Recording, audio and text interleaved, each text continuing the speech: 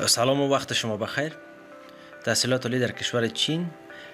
از کشور چین ما بورسی زبان در شهر نانچنگ براتان پیشنهاد میکنیم و امتیازات مثل 2 ساعت فاصله از شهر ایو را داره.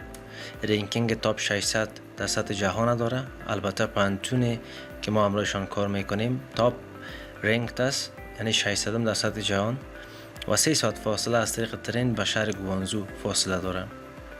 امتیازات که شما به دست میارین بعد از ختم دوره زبان چینایی: 1 تحصیل و لیلی رایگان است، 2 جیب خرچی ماهوار است که براتون از طرف دولت داده میشه و 3 ویزا به صورت تضمینی براتون اجرا میشه، فقط در بدل $1050 که شامل لیلی و خدمات ادمیشن و ویزا میشه.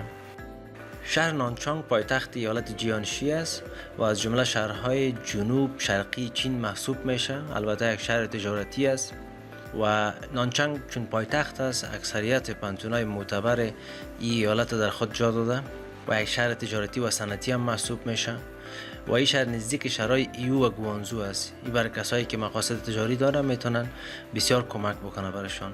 و در نهایت ما مصرف بسیار پایین آوردیم نسبت به برنامه‌ای که از قبل بوده. $2000 فعلا ما 1050 براتون این برنامه را اجرا میکنیم.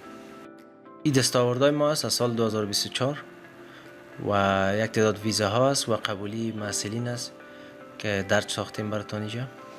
پروسیجر کاری چه قسم است؟ مرحله اول شما تمام مدارک و اسنادایی که لازم است شما آماده میسازین.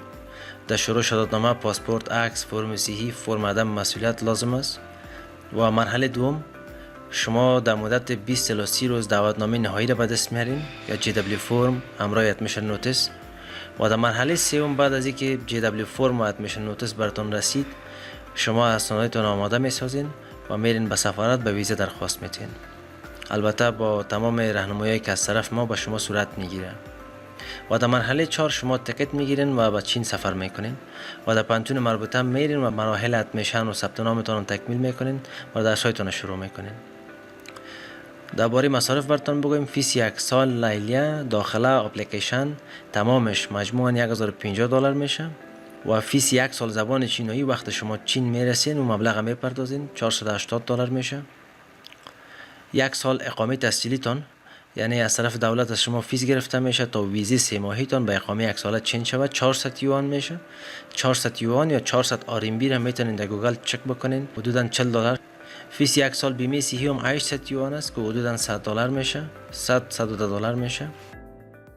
در نهایت شما میتونین از طریق واتساپ، تلگرام یا هم از طریق ایمیل همراه ما در ارتباط شوین و شماره تماس هم همچنان اونجا درج شده، میتونین از این طریق با ما تماس بگیرین. تشکر از وقتی که گذاشتین.